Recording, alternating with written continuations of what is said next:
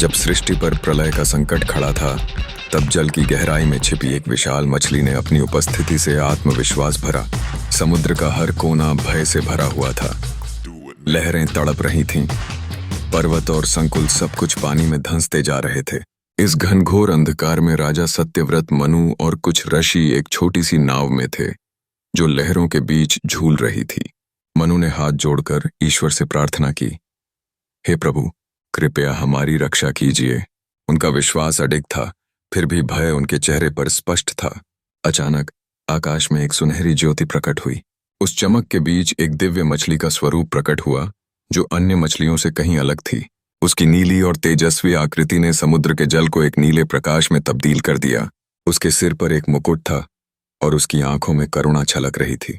यह भगवान विष्णु का मत्स्य अवतार था, जो ज्ञान और भक्ति की रक्षा के लिए प्रकट हुए थे।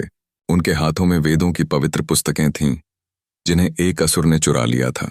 मत्स्य अवतार के आगमन ने सृष्टि के प्रति एक नई आशा जगा दी। ज्ञान की हानि का अर्थ था अंधकार में डूबना, और भगवान ने इसे समझा। वे समुद्र की गहराइयों में उतरते हैं और उस असुर को चुनौती देते हैं। लहरें अब शांत हो रही थीं, क्योंकि भगवान ने वेदों को पुनः प्राप्त कर लिया।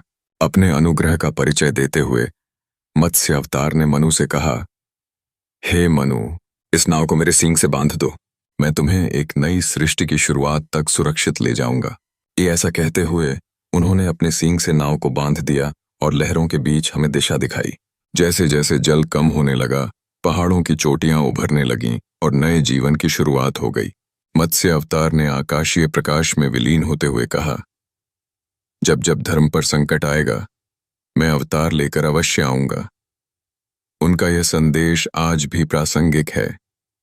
ज्ञान की रक्षा हमारी सबसे बड़ी जिम्मेदारी है। सच्ची भक्ति कभी व्यर्थ नहीं जाती, और संकट के समय धैर्य रखना हमारे लिए आवश्यक है। इस प्रकार भगवान विष्णु ने मत्स्य अवतार लेकर सृष्टि की रक्षा की और वेदों को पुनः स्थापित किया। श्री नारायण भगवान की जय।